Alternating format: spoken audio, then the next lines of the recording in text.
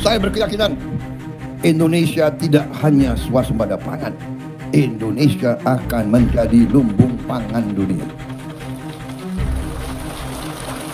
Guna mewujudkan swasembada pangan nasional, pada tahun 2025 Polri menargetkan penanaman jagung pada 1 juta hektar lahan dengan estimasi hasil panen mencapai 4 sampai dengan 10 juta ton.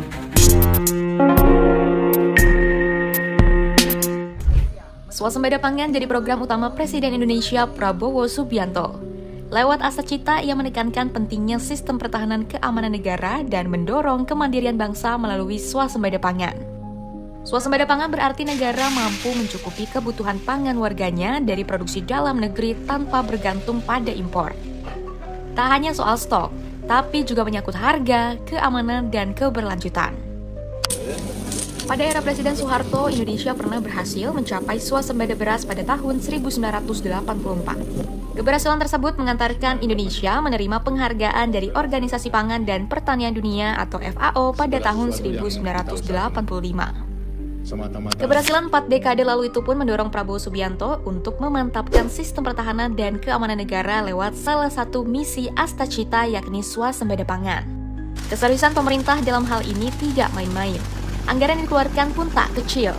Pada 2025, anggaran ketahanan pangan mencapai 155,5 triliun rupiah. Angka ini naik dibandingkan tahun sebelumnya senilai 144,3 triliun rupiah. Guru Besar IPB Dwi Andrea Santosa menegaskan bahwa ketahanan pangan sangat penting karena merupakan bagian dari kedaulatan negara. Banyak negara yang hancur dikarenakan tak bisa menjaga ketahanan pangan negaranya. Ya, sudah barang tentu amat sangat penting ya ketahanan pangan, karena apa? Kita semakin lama, kalau ketergantungan kita terhadap impor pangan semakin lama semakin membesar, sudah barang tentu ini akan sangat berisiko bagi Indonesia. Kita ingat banyak peristiwa di dunia, misalnya tahun 2011 ketika terjadi krisis pangan dunia, negara-negara di Afrika Utara dan Timur Tengah akhirnya runtuh kan karena krisis pangan tersebut, karena harga pangan melonjak sangat tinggi. Dan itu yang menyebabkan yang disebut sebagai Arab Spring, yang beberapa negara di sana rezimnya runtuh karena itu.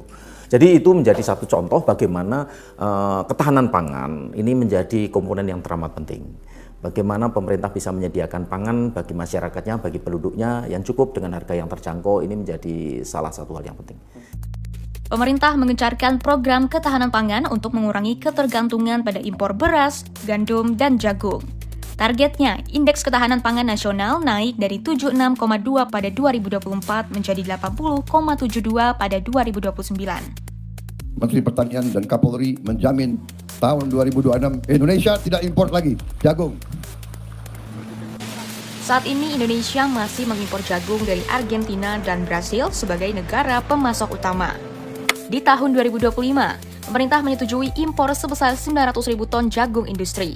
Angkanya memang sedikit menurun dibanding tahun sebelumnya. Oleh karenanya, pemerintah Indonesia menargetkan tanaman jagung sebagai komoditas yang akan dilakukan swasembada pangan dan menyetop impor jagung di 2026. Semangat pemerintah untuk mencapai swasembada beberapa komoditas tersebut saya apresiasi. Dalam arti pemerintah perlu menggerakkan itu sehingga swasembada beberapa komoditas tersebut bisa tercapai. Kan ya, walaupun kita harus realistis karena apa? Swasembada ini akan terkait dengan berbagai hal yang lain. Misalnya saja swasembada jagung. Di satu sisi pemerintah betul-betul menggenjot swasembada jagung, tapi di sisi lain pemerintah terpaksa harus menurut Amerika kan. Ketika misalnya tarif 32% diturunkan 19%, lalu kemudian impor pangan harus dibuka lebar. Indonesia kalau mau swasembada untuk beberapa komoditas tertentu ya harus menerapkan tarif impor untuk komoditas yang bersangkutan. Kalau itu kita buka lebar-lebar ya sudah. Cita-cita untuk swasembada beberapa komoditas itu jangan-jangan hanya sebagai utopia saja, karena antara keinginan besar untuk swasembada tidak diimbangi dengan keinginan untuk meredam impor dari luar negeri. Penggunaan jagung tidak hanya untuk konsumsi saja, tetapi juga untuk industri pakan ternak. Labotnya dimanfaatkan sebagai bahan kompos, sedangkan tongkolnya digunakan untuk bahan kertas serta sumber bioenergi. Melalui instruksi Presiden, Polri dilibatkan dalam pengolahan jagung sebagai bagian dari strategi akselerasi swasembada dan ketahanan pangan nasional. Hal itu tertuang dalam nota kesepahaman antara Kementerian Pertanian dengan Polri perihal sinergitas tugas dan fungsi pada pembangunan pertanian pada 2024. Di tahun yang sama, Polri meluncurkan gugus tugas ketahanan pangan secara serentak di seluruh Indonesia pada November 2024. Polri terus menggalakkan penanaman jagung untuk menuju swasembada pangan nasional. Tahun 2025, Polri menargetkan tanam jagung di lahan 1 juta hektar dengan perkiraan panen hingga 10 juta ton. Dengan estimasi produksi antara 4 hingga 10 juta ton, program ini diharapkan mampu menopang kebutuhan pangan nasional. Dengan sumber lahan kombinasi dari lahan perhutanan sosial, tanah desa, dan lahan tidur. Hasilnya berprogres baik. Pada kuartal 1 2025, panen jagung yang dilaksanakan Polri di 16.000 lebih hektar lahan memproduksi 118.000 ton. Dan di kuartal 2, panen raya serentak di 344.000 hektar menghasilkan 1,78 hingga 2,54 juta ton. Penanaman jagung ini dilakukan di 19 provinsi di Indonesia dan termasuk Kalimantan Barat yang memiliki prospek baik khususnya di Kabupaten Bengkayang. Kabupaten Bengkayang menjadi pionir khususnya dalam ekspor jagung pakan ke negara tetangga Malaysia. Bengkayang memiliki prospek yang baik dalam melanjutkan tren ekspor jagung dan pemenuhan jagung pakan dalam negeri di Indonesia. Pasalnya, pengiriman ekspor jagung ke Malaysia dari Kabupaten Bengkayang dengan tonase 1.200 ton di harga Rp5.900 per kilogram, negara mendapat total nilai ekspor jagung sebesar lebih dari 7 miliar rupiah. Dengan total luasan lahan 995 hektar yang dikelola oleh Polres Bengkayang bersama para petani dari Maret hingga Agustus, sebanyak 524 hektar atau setengah dari total lahan yang sudah dipanen, dengan total panen 1.769 ton. Produksi jagung di Kabupaten Bengkayang yang sebelumnya hanya rata-rata 4 ton per hektar kini meningkat menjadi 9,3 ton per hektar dengan bantuan Polres Bengkayang. Selain itu, Polres Bengkayang pun tengah melakukan perluasan lahan jagung dengan mencari lahan potensial. Diperkirakan hampir 3.000 hektar lahan dengan jenis lahan monokultur dan tumpang sari. Ini bukan sekedar angka yang dibesar-besarkan. Capaian ini sejalan dengan ungkapan para petani yang berkolaborasi dengan Polri dalam membantu meningkatkan produktivitas dan memperluas areal tanam jagung. Seperti yang dirasakan Suarsono, petani Desa Bange, Kecamatan Sanggauledo, Kabupaten Bengkayang. Dirinya mengaku berkat bantuan Polri, hasil panen jagung yang didapat naik drastis. Itu sangat punya perbedaan, Pak. Kalau metode lama yang biasanya kami panen 1 hektar 4 ton, sekarang alhamdulillah menjadi 6-7 ton kadang-kadang. Itulah, dengan adanya teknis-teknis yang modernisasi, sangat mengubah kami yang cara lama menjadi cara baru, Pak. Kemungkinan itu yang kami akan ikuti, Pak. Seperti kemarin, Pak, awal penanaman, cara penanaman pemupukan sangat berbeda jauh, Pak. Jauh sekali dengan yang kami tanam metode lama. Apa yang membedakan, Pak? Kualitas pupuknya kah atau apa? Kemarin sistem MIGO, Pak. Pemerintah untuk mengatasi harga ini kami sangat dipermainkan, Pak. Jauh beda. Berapa, Pak? Dulu yang dipermainkannya seperti apa, Pak? Itu dulu sebelum ada patokan dari pemerintah. Kita tuh kadang-kadang alasannya jagung banjir. Turun harga pernah mencapai 3.300, Pak, dengan petani. Sekarang, 3.300, ya? 3.300. Alasan jagung banjir, jagung apa. Setelah campur tangan pemerintah di program ini, udah 5.500, Pak, ke atas. Itu alhamdulillah.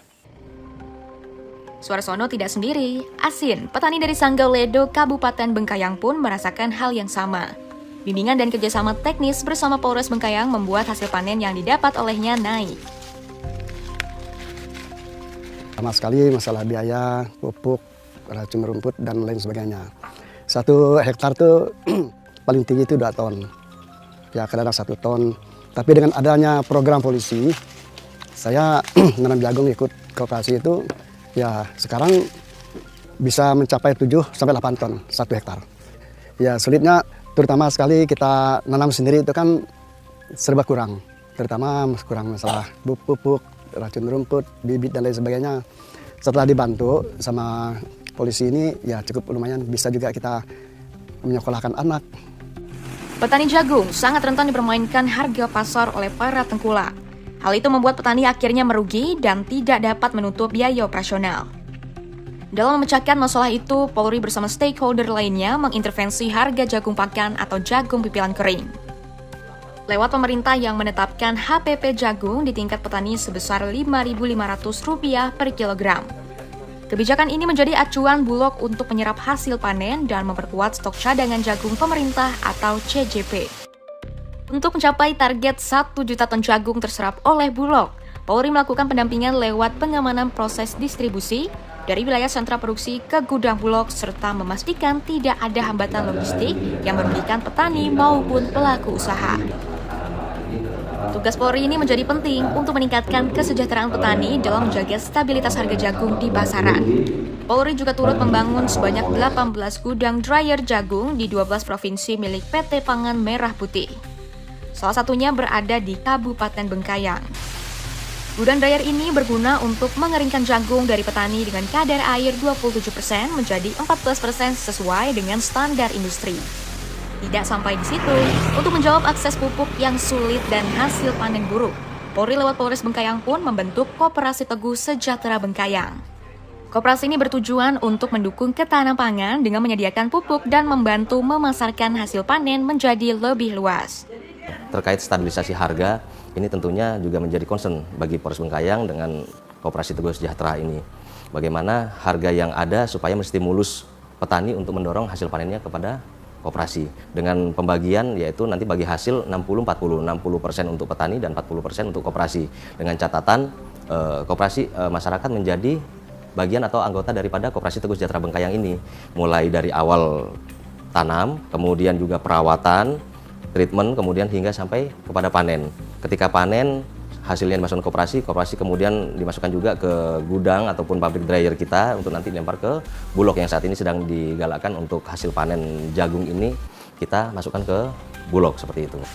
Kehadiran program ini tidak hanya menambah kuantitas hasil panen dan kesejahteraan petani, tetapi turut menurunkan angka kriminalitas di Kabupaten Bengkayang. Pasti ini sangat berkorelasi, Mas, dengan adanya masyarakat yang melakukan penanaman jagung mungkin sebelumnya tidak bekerja, kemudian kita beri edukasi, kita beri sosialisasi, kemudian mereka mau bercocok tanam jagung dan kemudian bekerja sama dengan koperasi, menjadi keanggotaan koperasi. Ini tentunya merangsang masyarakat sendiri untuk yang sebelumnya tidak bekerja menjadi bekerja dan dalam bekerjaannya itu mendapatkan keuntungan dari lahan yang mereka miliki. Dan didapati data, dianalisa dan evaluasi di Polda Kalbar untuk angka kejahatan di wilayah hukum Polres Bengkayang ini mengalami penurunan sebesar 27%. Dan ini akan kita tingkatkan terus. Dan kemudian untuk jangka panjangnya nanti tentunya dengan adanya stimulus-stimulus itu merangsang masyarakat untuk bekerja dan pastinya untuk jangka panjangnya untuk menurunkan angka kemiskinan di Kabupaten Bengkayang. Turut serta Polri dalam mendukung ketahanan pangan bukan sekedar program seremonial, melainkan wujud nyata sinergi aparat dan masyarakat untuk meningkatkan produksi pangan, mengurangi ketergantungan impor dan mewujudkan kedaulatan pangan nasional seperti Astacita Prabowo Subianto. Harapannya, langkah ini dapat memastikan hasil panen terserap dengan harga yang layak, serta membawa kesejahteraan bagi petani hingga mampu mengubah garis tangan hidup anaknya. Serba susah sih kalau kita bilang. Tapi sekarang ya termasuk cukup lumayan, mampu juga beli motor roda 2, bisa nyekolah anak di Jawa. Bahkan dah selesai ada yang kerja di Puskesmas. Saya sudah 32 tahun, alhamdulillah. Anak-anak bisa selesai semua sekolah. Jadi kebutuhan-kebutuhan di rumah tangga bisa terpenuhi. Itulah sangat, tapi kedepannya mudah-mudahan lebih baik daripada ini lagi.